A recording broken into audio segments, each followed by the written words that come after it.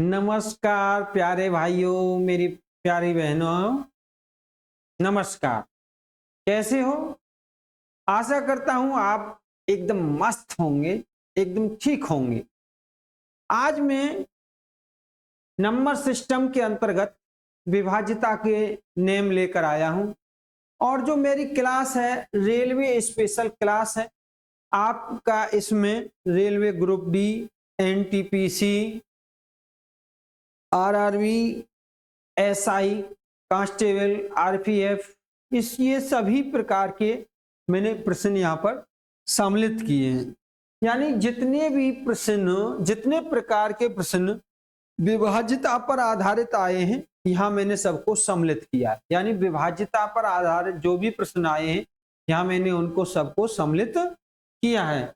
चलिए देखते हैं।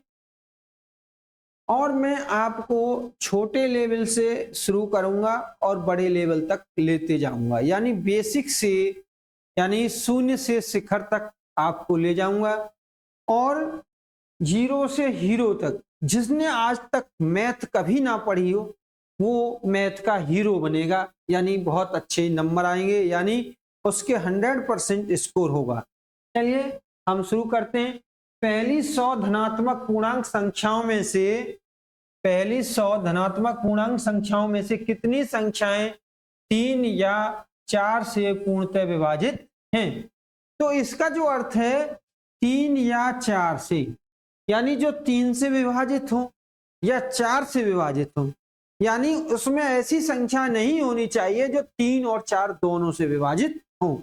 तो देखिए जो हमारी 100 संख्या है तो कैसे निकालेंगे? 3 से भाग देंगे, 33 या 99, यानी 33 संख्या ऐसी हैं जो 3 से विभाजित हैं। अब लीजिए 25 चौका 100, 25 संख्या ऐसी हैं जो 4 से विभाजित होंगी। तो ये हो गई 33 और 25, 33 और 25 58 संख्या हो गई। 33 और 25 58 संख्या हो गई आपकी। ठीक है। अब कुछ संख्या ऐसी हैं जो 3 और 4 दोनों से विभाजित हैं। जैसे ये 12 है, 3 से विभाजित है और 4 से भी विभाजित है और 4 से भी विभाजित है। 12 12 दूनी 24, 12 तिया 36, 12 चौका 48, 12 चौका 48, 12 चौका 48। तो देखिएगा, तो ऐसी संख्याएं, यानी जो सबसे पहली जो संख्या होगी जो दोनों से विभाजित होगी उसका भाग दे देंगे हम। तो 100 में इसका भाग दे दीजिए 12 अट्ठे 96, 8 बार, जितना पूरा पूरा भाग चला जाएगा वो है आपका।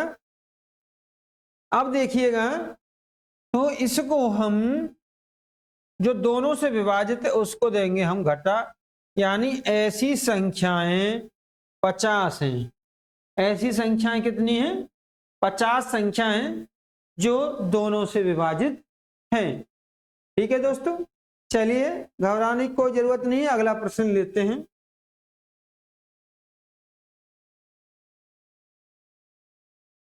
तो इसमें है आप हमारा अगला प्रश्न, 1 और 700 के बीच कितनी संख्या है जो 17 से पूर्णतः विभाजित हैं?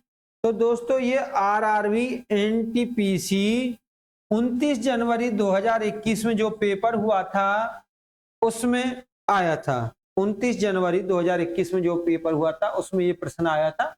एनटीपीसी की परीक्षा में शिफ्ट सेकंड और स्टेज फर्स्ट में आया। देखिए, यानी एनटीपीसी की जो परीक्षा होती है उनमें 2 परीक्षा होती हैं, स्टेज फर्स्ट। तो उसमें क्या है, एक मेरिट लिस्ट बनती है जो उसमें पास कर दिया जाता है, जिसको उस मेरिट में रख लिया जाता है, फिर स्टेज सेकंड का पेपर होता है। तो इसमें बहुत ही आसान है, यानी 1 और 17 के बीच शब्द का प्रयोग हुआ है, यानी बीच के शब्द का प्रयोग हुआ है। तो देखिए ना तो 1 में 17 का भाग जाता है और ना 700 में ही 17 का भाग जाता है। तो हम 700 में भाग दे लेंगे 17 से, ठीक है। 17 चौका 64, 17 चौका 68, सॉरी बचे 2, 17 चौका 68, 0 उतारेंगे, 17 एकम 17, बचे 3। यानी वो जो पूछ रहा है उसके पूछने का अर्थ ये है भाई साहब कि कितनी संख्या ऐसी हैं जो दोनों संख्याओं में विभाजित करेंगी, तो यानी 17 से पूर्णतः विभाजित होंगी। तो ये बीच का कहा है, तो ना 1 में भाग जा रहा है ना 17 में, 700 में भाग जा रहा है 17 से, तो हमें बीच का कोई अर्थ ही नहीं रह जाता है।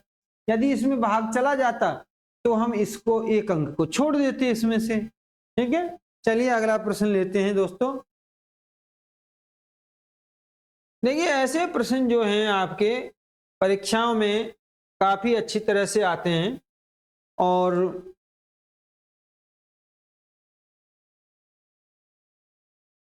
उन्नीस की घात 300 को 20 से विभाजित करने पर शेषफल कितना प्राप्त होगा।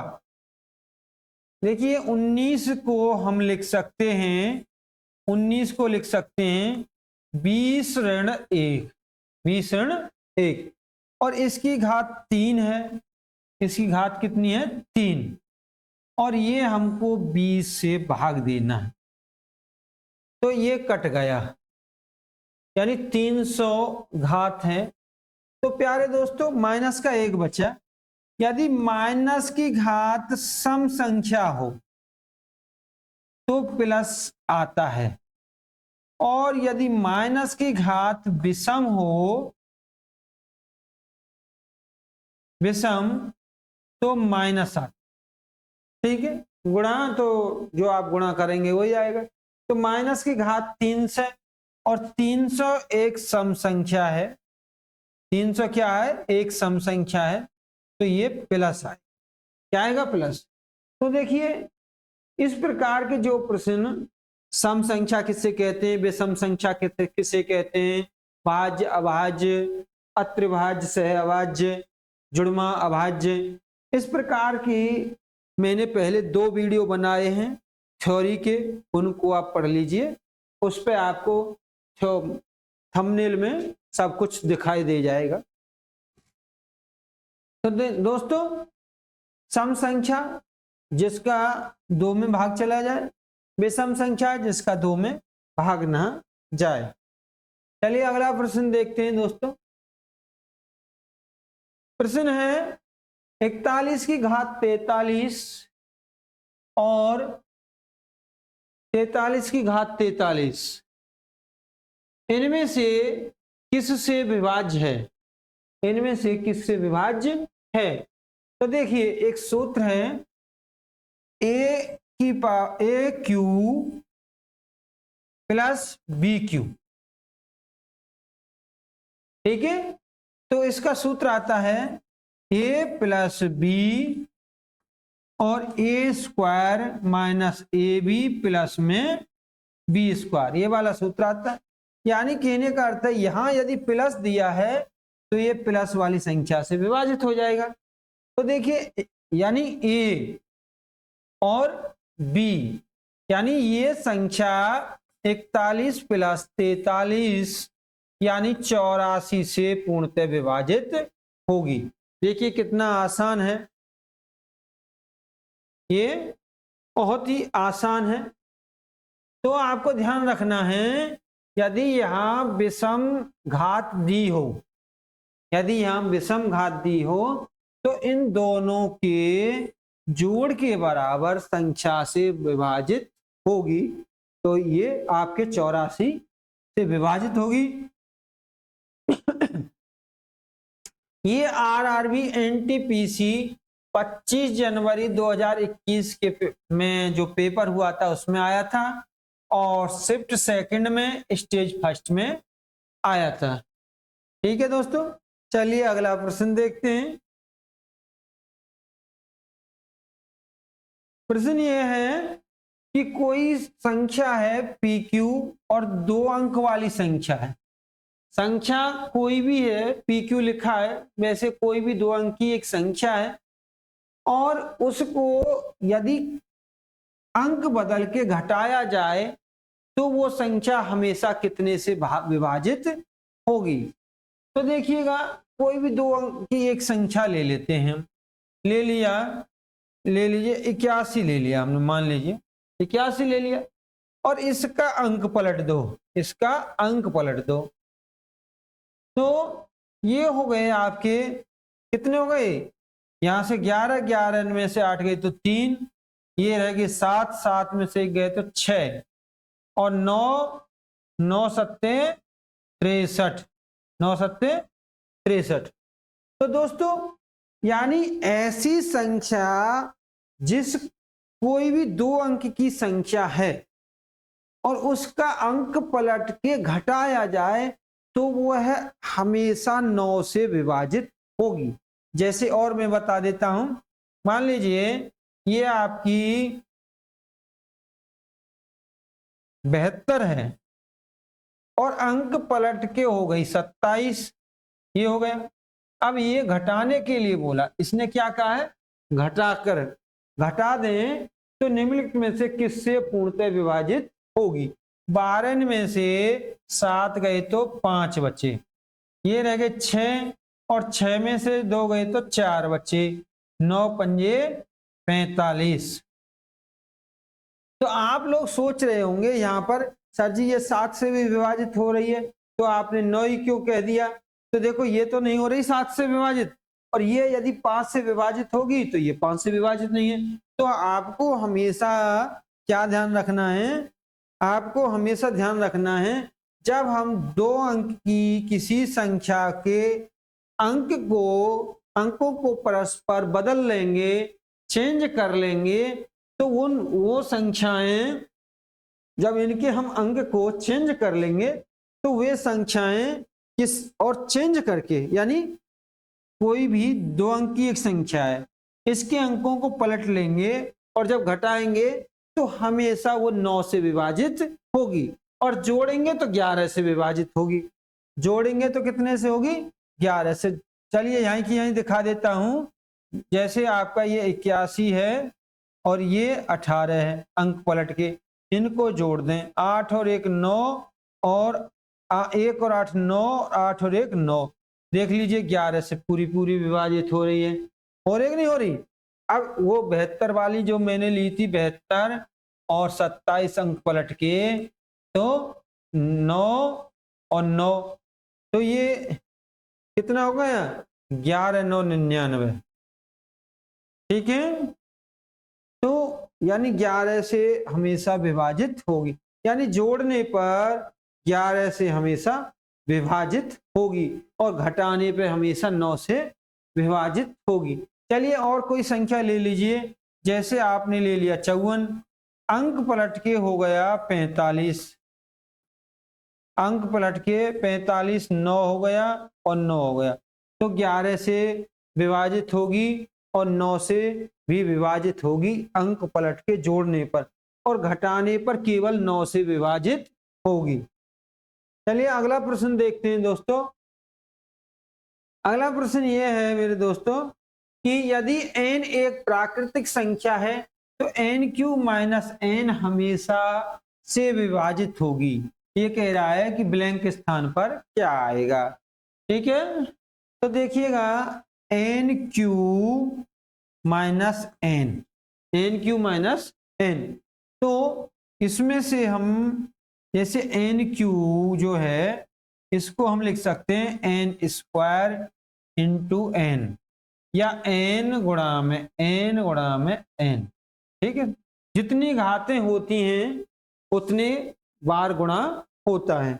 तो देखिएगा, तो यहाँ में से हमने एक n कॉमन ले लिया तो ये हो जाएगा n² - का 1, n² - का 1 हो जाएगा। तो देखिए एक सूत्र होता है a² माइनस बी स्क्वायर बराबर ए माइनस बी और ए प्लस में बी, ये सूत्र होता है।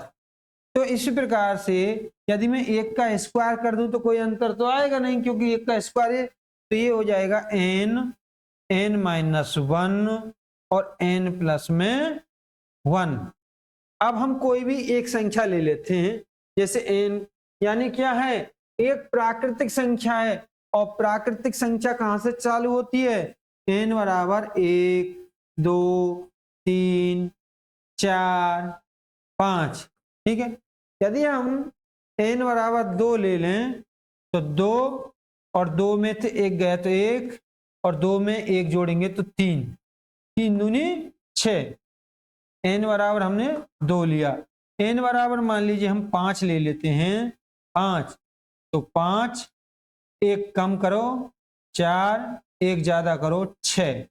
तो देखिए इस प्रकार की संख्या हमेशा 6 से विभाजित होती हैं, या हम ये कह सकते हैं 3 लगातार क्रमागत संख्या हमेशा 6 से विभाजित होती हैं। चलिए 3 लगातार क्रमागत संख्या ले लेते हैं, जैसे ले 8 9 और 10, 6 से विभाजित होंगी ये, 3 दूनी 6, 3 9 और 2 पंजे 10, हो गई नहीं। और भी कोई संख्या ले लीजिए, 10 11 12, 6 से भाग दे दो, 6 दूनी 12। तो दोस्तों समझ में आया, यानी 3 क्रमागत संख्याएं जिनका मल्टीप्लाई हो रहा है वो हमेशा 6 से विभाजित होती हैं। चलिए दोस्तों आगे बढ़ते हैं। अगला प्रश्न है मेरे प्यारे भाइयों, दोस्तों अगला प्रश्न क्या है, 43 की घात 25 ऋण 1 निम्नलिखित में से किससे पूर्णतः विभाजित है। तो वही वाला प्रश्न फिर आ गया आपका, ए क्यू माइनस बी क्यू।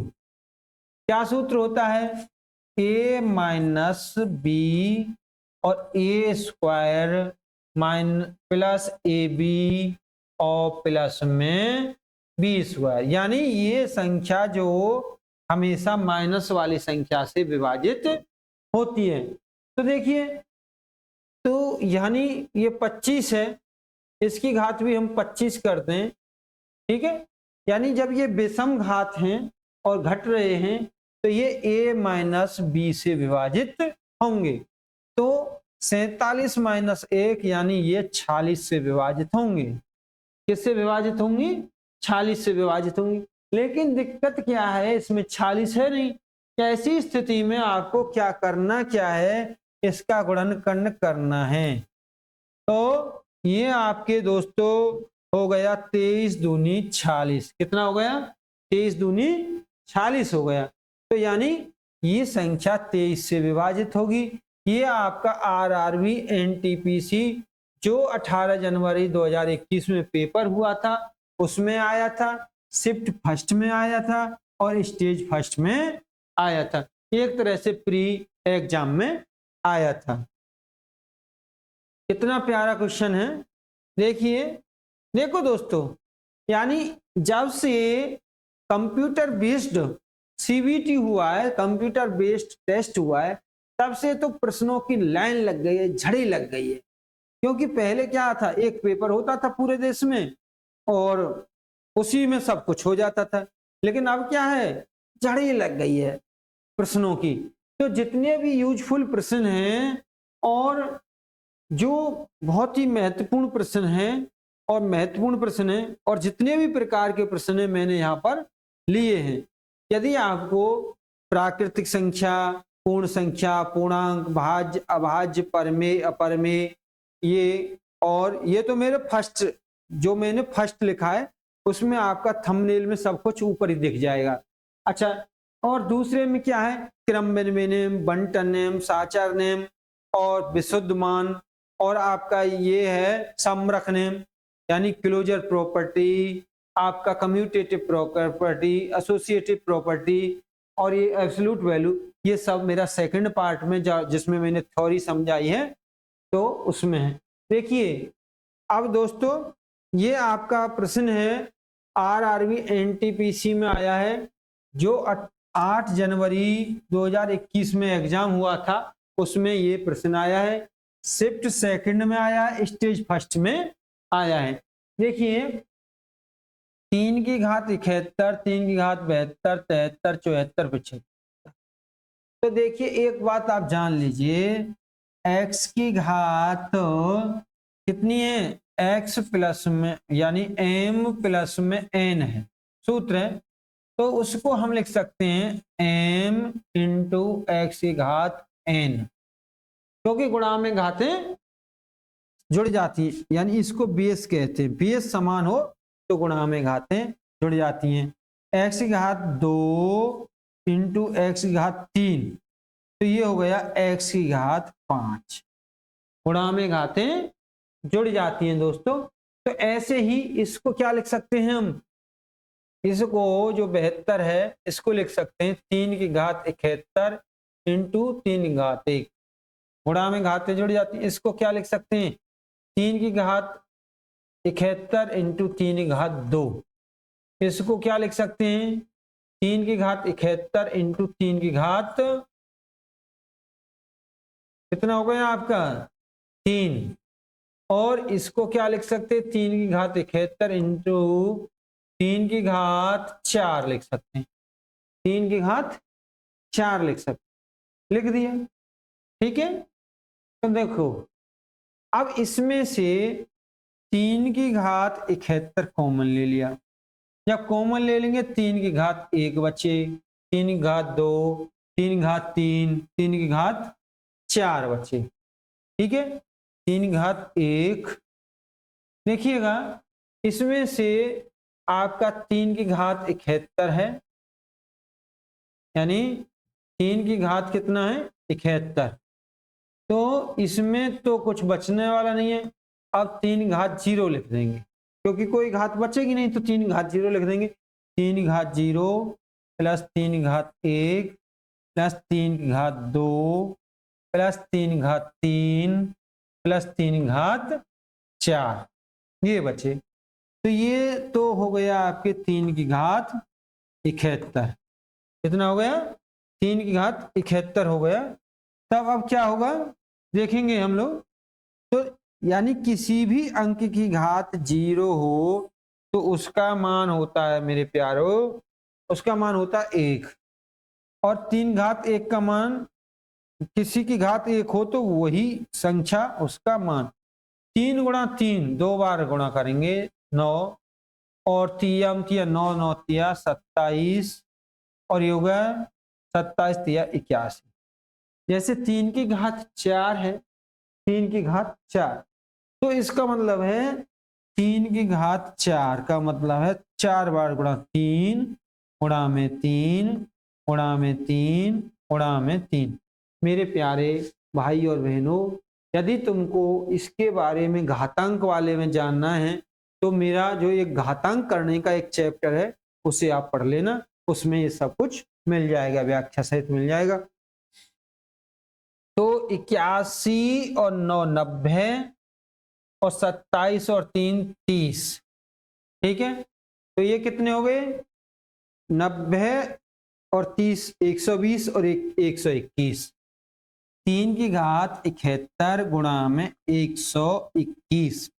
अब इसमें 11 से पूरा पूरा भाग, इसमें जो है आपका 11 से पूरा पूरा भाग चला जाता है। 121 तो क्या है 11 का स्क्वायर है, स्क्वायर से मतलब नहीं है, भाग जाने से मतलब है। तो ये जो संख्या है आपकी 11 से पूर्णतः विभाजित होगी। तो मेरे प्यारे भाई बहनों, यदि तुम्हें यानी विस्तार से ये घातांक के बारे में जानना है तो मेरा घातांक करने वाला चैप्टर पढ़ लेना। यहाँ पर आपको हर एग्जाम की तैयारी फ्री में मिलेगी, संतुष्टि से मिलेगी, और मैं आपको विश्वास दिलाता हूं जितना मैं पढ़ा रहा हूं, जिन प्रश्नों को मैं पढ़ा रहा हूं, इससे अलग आपको कुछ नहीं पढ़ना है। इस वीडियो को बार बार पढ़ लेना, और इसके अलावा इसके अलावा यदि आपके पास कोई पिछले साल के पेपर हों वो भी आप करके देख सकते हैं, नहीं तो ज़्यादा देखने की जरूरत नहीं है। 5 की घात 501 को 126 से विभाजित किया जाता है तो शेष फल के रूप में क्या प्राप्त होगा।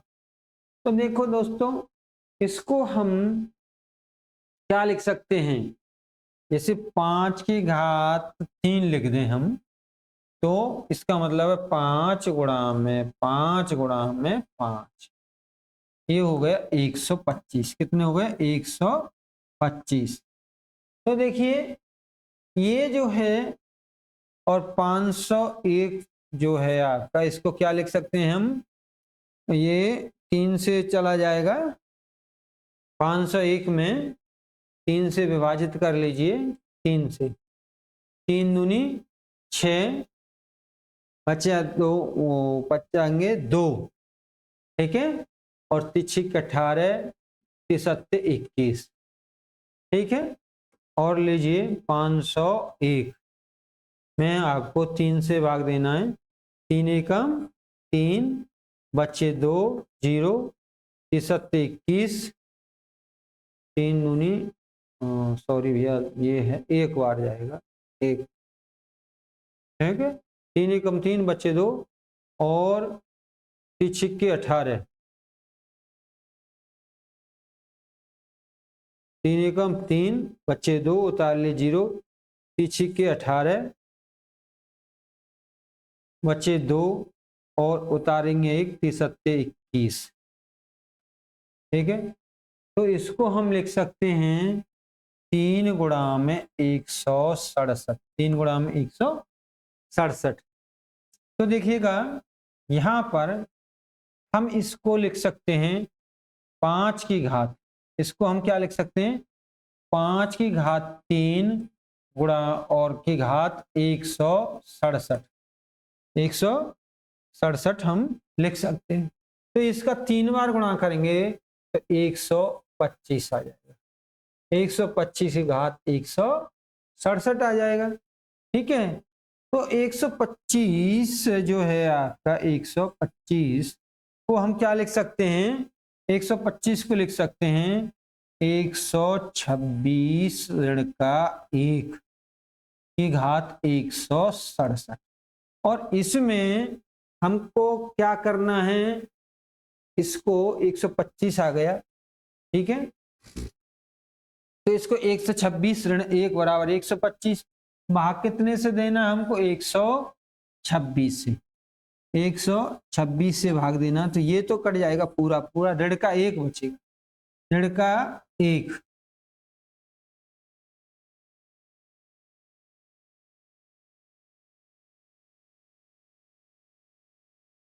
ठीक है दोस्तों। क्या बचेगा, ये बचेगा हमारा ऋण का 1। और मैंने पहले बताया था ऋण की घात यदि विषम होगी तो वो ऋण का ही अंक आएगा, ठीक है। तो ऋण का 1/126। तो मेरे प्यारे दोस्तों, यदि कोई ऋण की संख्या आई है, ठीक है, तो कह रहा कि शेषफल के रूप में क्या होगा, तो ऋण का तो कुछ है नहीं, तो जिस संख्या से आप भाग दे रहे हो उसे जोड़ दीजिए, यानी 125, 126 ऋण 1, तो ये हो गया 125, ठीक है। तो ऋण की कोई संख्या है तो जिस संख्या से आप भाग दे रहे हैं उसे उसमें से घटा दीजिए, ठीक है। वैसे इसको भी जोड़ना ही कहते हैं, जैसे 126 धन -1। तो यदि आपको जोड़ घटाव अच्छे से सीखने हैं तो मेरे पिछले वीडियो आप देख लेना, ठीक है। ये गुणा का मैंने बताया है, जब एक प्लस और एक माइनस का गुणा करते हैं तो माइनस आता है, तो माइनस का 1 बन जाएगा, घट जाएगा 125, तो आपका आंसर आएगा 125। तो यानी 5 की घात 501 को 126 से विभाजित किया जाएगा तो शेषफल के रूप में 125 प्राप्त होगा। अगला प्रश्न है दोस्तों, अगला प्रश्न है आपका, यदि x की घात 2 धन ax धन 4 x ऋण 5 द्वारा पूर्णतः विभाज्य हो तो a का मान क्या होगा। तो देखो, जब ऐसा प्रश्न कोई आए तो जैसे यहाँ मान x ऋण है तो x की जगह आप धन का रखेंगे, और x प्लस होता तो x की जगह ऋण का 5 रख लेते। तो इस पूरे आपके बहुपद में x की जगह आपको रखना है 5, 5 घात 2 धन a 5 गुणा 5 प्लस में 4, और उसको 0 के बराबर कर देना। किसके बराबर कर देना? 0 के। तो 5 गुणा 5 25, 25 के 75 प्लस में 5a प्लस में 4 बराबर 0, और 75 और 4, ठीक है, 79। 79 को हम उधर ले जाएंगे तो माइनस के 79, माइनस के 79 हो जाएंगे। अब इसमें हमको देना है कितने से भाग? 79 में 5 से भाग देना है, ठीक है। 79 में कितने से भाग देना है हमको? 5 से भाग देना है। ये दे लीजिए, 79 में दे दो 5 से भाग, 5 एकम 5, और बच्चे 2, उतार लिए 9, 5 25, बचे 4, और 10 लगा के 1 0, 5 अट्ठे 40, 5 अट्ठे 40। तो जो इसका मान है ये हो गया ऋण के 15.8, ठीक है, ये ऋण है ना। तो दोस्तों, यदि इस प्रकार का कोई प्रश्न आए, जैसे यहाँ पर आपका x माइनस 5 है, x माइनस 5 है, तो इसको x के बराबर पूरे समीकरण में x के बराबर धन का 5 रख, यदि धन का है तो ऋण का रख लो, और इसको 0 के बराबर कर दो, और इनको हल कर लो। 5 25 और 25 के 75 और 4 79, 79 जब प्लस वाले को हम इधर ले जाते हैं तो माइनस हो जाता है, तो ये माइनस हो गया, 5 से भाग दे दिया, ये आए। ये आपका आरआरबी एएलपी टेक्नीशियन में, ठीक है, 9 तारीख को 8वें महीने में अगस्त 2018 में शिफ्ट सेकंड में ये पेपर आया था। चलिए, तो दोस्तों इस प्रकार से हमारा आज का सेशन समाप्त हुआ। खुश रहिए, मन लगा के पढ़िए, और इसमें इस बार एक नौकरी आप पक्की करिए। बेस्ट ऑफ लक, प्रभु आपका साथ दें।